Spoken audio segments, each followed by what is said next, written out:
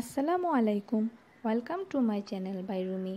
আজকে আমি আপনাদের দেখাবো গুঁড়া দুধ দিয়ে কীভাবে পারফেক্টভাবে রসমালাই তৈরি করা যায়। রসমালাই তৈরি করতে আমি এখানে নিলাম 1 লিটার লিকুইড দুধ।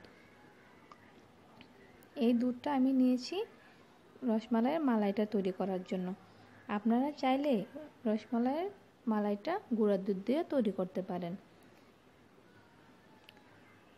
আমি মালাইটা তৈরি করেছি লিকুইড দুধ দিয়ে, আর রসমালাই মিষ্টিগুলো তৈরি করেছি গুঁড়া দুধ দিয়ে। মিষ্টিগুলো তৈরি করতে আমি ফুল ক্রিম গুঁড়া দুধ নিয়েছি 1 কাপ। দুধ যখন ফুটে উঠবে, প্রথম বলক ওঠার পরে আমি সবগুলো রসমালাইয়ের মিষ্টি দুধে আস্তে আস্তে ছেড়ে দিব। দুধ ঘন করা যাবে না, দুধ ঘন করলে রসমালাইয়ের মিষ্টিগুলো পারফেক্টভাবে সিদ্ধ হবে না। আর রসমালাইয়ের মিষ্টিগুলো তৈরি করার সময় খেয়াল রাখবেন যেন মিষ্টিতে কোনো ফাটল না থাকে। যদি ফাটল থাকে তাহলে রসমালাইয়ের মিষ্টিগুলো পারফেক্টভাবে হবে না। রসমালাই তৈরি করতে আমি নিলাম একটি ডিম, ফুল ক্রিম গুঁড়া দুধ, 1 লিটার লিকুইড দুধ, বেকিং পাউডার এবং ঘি। 1 কাপ গুঁড়া দুধের সাথে একটা আস্ত ডিম ফেটিয়ে নিলাম। সাথে নিয়েছি হাফ চামচ বেকিং পাউডার, 1 চামচ ঘি আর বেকিং পাউডার গুঁড়া দুধের সাথে ভালোভাবে মিশিয়ে নিলাম। এই উপকরণের সাথে ফেটানো ডিম অল্প অল্প করে মিশিয়ে পারফেক্ট একটি ডো তৈরি করে নিলাম। অল্প কিছুক্ষণ রেস্টে রেখে ইচ্ছে মতো 2 ধরনের শেপ দিয়ে আমি সবগুলো মিষ্টি তৈরি করে নিলাম। আমি এখানে লম্বা এবং গোল 2 ধরনের শেপ দিয়ে মিষ্টিগুলো তৈরি করেছি। আমার মিষ্টিগুলোতে কোনো ফাটল ছিল না, তাই আমার মিষ্টিগুলো সিদ্ধ হওয়ার পর খুবই পারফেক্ট হয়েছিল। চুলায় আমি 1 লিটার দুধ আর অন্য চুলায় আমি সামান্য গরম পানি বসিয়ে দিলাম। রসমালাইয়ের জন্য 1 কাপ চিনি নিলাম। দুধ যখন ফুটে উঠবে তখন আমি দুধে দিয়ে দিলাম 2টো এলাচ আর 1 কাপ চিনি।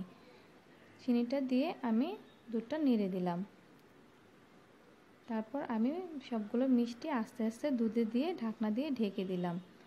5 মিনিট পর ঢাকনা উঠিয়ে আমি মিষ্টিগুলোকে আলতোভাবে নেড়ে দেব।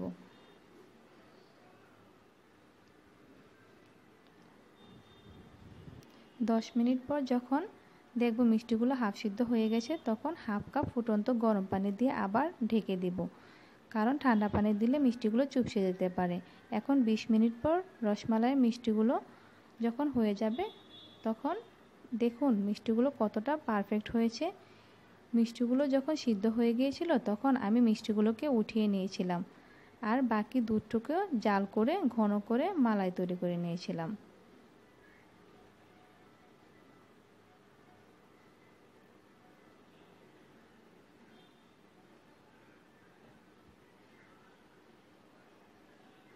মালাইটা ঠান্ডা করে মিষ্টিগুলোর মাঝে দিয়ে নেড়ে দেব যেন মালাইটা মিষ্টিগুলোর মাঝে ঢুকে যায়।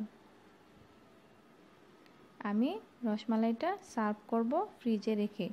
ঠান্ডা ঠান্ডা রসমালাই খেতে খুবই ভালো লাগে। আমি 2 ঘন্টা পর ফ্রিজ থেকে নামিয়ে পরিবেশন করব।